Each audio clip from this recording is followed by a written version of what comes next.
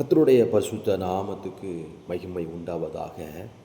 இந்த நாளில் தேவன் உங்களுக்கு சொல்லுகிறதான ஒரு மகிமையான ஒரு வார்த்தை.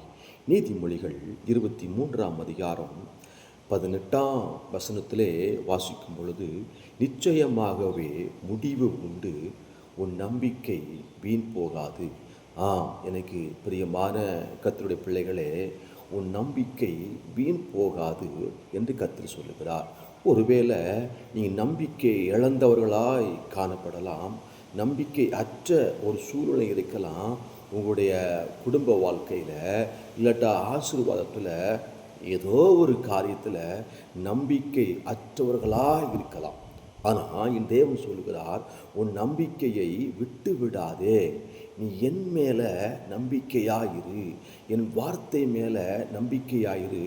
நிச்சயமாக தேவன் சொல்லுகிறார், நீ நம்புகிற காரியத்தில் ஒரு முடிவை கர்த்தர் உனக்கு தருவார். நீங்கள் எதிர்பார்க்கிற காரியத்தில் ஒரு முடிவை தருவார்.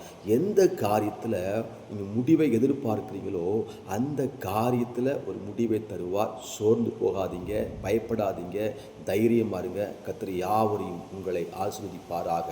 ஆமென்.